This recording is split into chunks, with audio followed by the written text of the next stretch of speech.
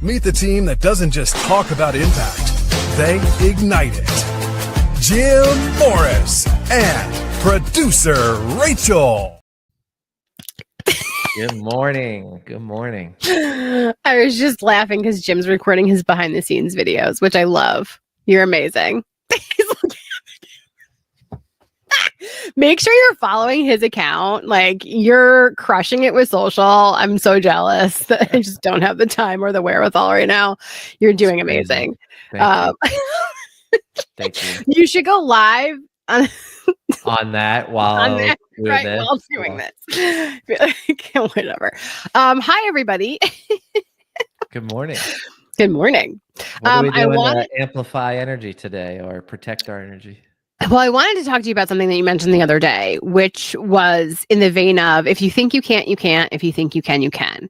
Because I literally just had to have that conversation with a client. They literally said, I don't think I'm the one then. And I was like, when you think you can, or if you think you can't, you're right. You're right. And so I had to pause. Because initially I wanted to be like, no, everything's fine. You're the one. We can make this happen. But I was like, okay, wait, how do I change the mindset here? And I literally said, if you think you can't, you can't. And if you think you can, you can. So if you don't think you're the one, then you're not the one. Yeah. And it was like, it sucked because it means like I could be fired or we could lose or we may not be doing this together, right? Because if they can't do it, then they can't do it. But then I'm also saving myself the trouble down the line of dealing with somebody who continuously every day is like, well, I can't do it. My friend Amanda Banks, she reminded me of something that just I've been continuously coming back to. She's like, Jim, what do you know to be true? Right. And you and I have talked about this. That's my whole thing every day. What do you know to be true? In that situation, what you know to be true is that person just said that they're not the right person to do this. So who's forcing them to do it and who's setting up failure for the future? You're doing that. They communicated. It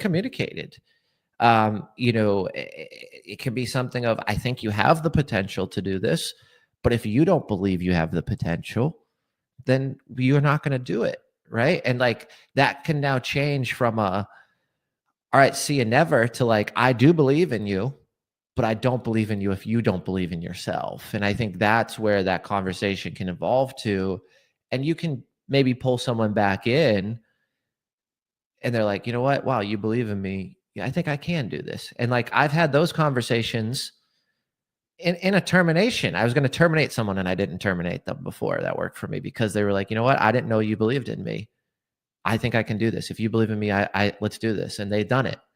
But a majority of people aren't that. A majority of people are going to this isn't the right thing for me. And that's okay. Because it's going to save you future self time, energy, and effort. I think it's right now because you just want it done. Moment, right? Because also it means like, okay, then you can't continue this job most likely, right? Like if I go back and tell people like, he basically said he can't, or she said they can't, or they said they can't, whatever. You made the decision though. Like they didn't make the decision. You said, I can't do this. And so I had to sit with this person and basically be like, all right, let's switch that mindset, right? Because do you want to do it? Because if you want to do it, I can teach you the things to make you the person that can do it. Because I can teach you. But if you don't actually want to do it, and if you don't believe in yourself and you don't think you can, you're not gonna. Then let's just be done now. Like it'll just make it easier for everybody. And it would suck for me to not continue to be able to like coach and teach and do all these things. But like, if you're not going to execute anyway, I'm just wasting my time and everyone's money. And so there's conflict there because they're not executing it. And you know, when someone doesn't execute it, it's not their fault. They point the finger. So you don't want that conflict anyway. No. Because it's also just negative energy coming back to you and your business. And it's stuff you can't even control. That's the other piece. So what if we're taught, like someone's watching us right now and they realize, oh, I am the I can't person. I'm the I can't person. Like I always feel like I can't. Like I'm that bottleneck. I'm the person that's always the I can't. can people recognize that? Or does it really take somebody else to sort of put that mirror up to them and be like, hey, FYI, you're in this situation because you created it? Well, I think it's reflection, right? I mean, I think if anybody listening to this right now, think about it. How many times have you said, no, we can't do this, or no, I can't do this? Or think about that. In the last 2 weeks, how many times have you said that? I have a problem saying yes too much. I'm on the other side of the spectrum. Like, let's go do it. Let's go. Yeah, you need a business partner. Let's go do it. Right. And I'm like, what am I doing? That's not, we should never be business partners. We're like exactly the same. There's no advantage to our business partnership. Right. But like, you have the situation where I just think that at what point are you going to get real with your own actions? And it starts with reflection. So it's like, hey, if I've asked you to do something, or we've discussed this and it's, I can't, or I need this. Well, what do you need? If it's a no or an I can't, what do you need? Like, you don't need to have the solution, but you have to have an idea of what it takes to accomplish what you think you can't do. Right? For me, it's people. Every fucking time I talk to someone, I'm like, okay, who do you need? Who? There's a book written about it. Who, Not How.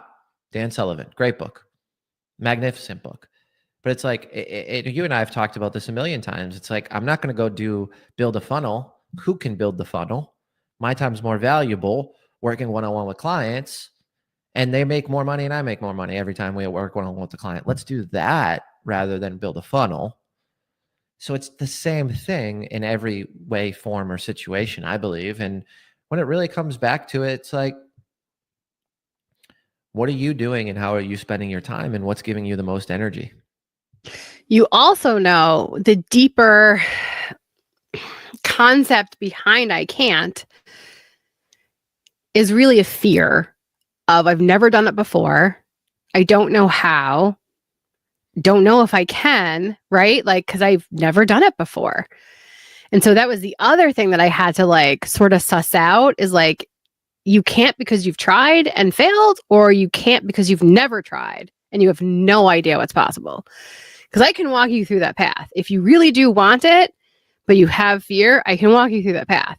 But if you've tried and you failed over and over again and your belief system is you can't, that's harder.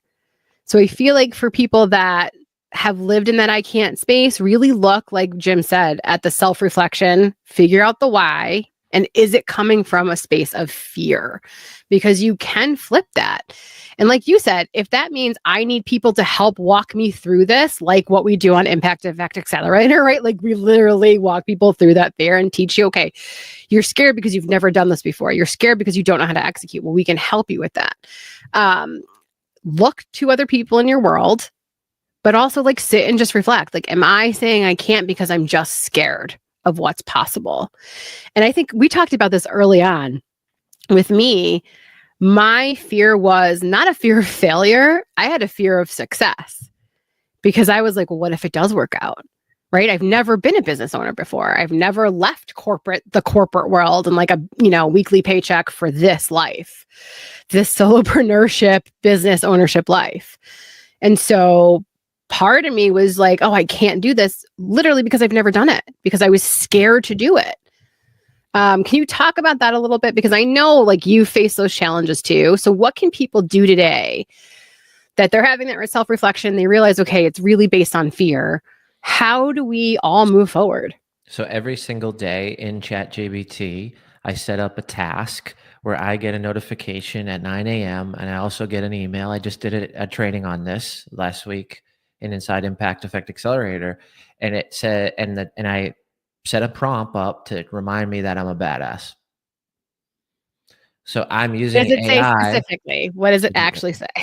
I'll read it to you. I'll read you today's. Let me go find it real quick. It literally says you are a badass, and then it will say some other stuff. Let me find today's.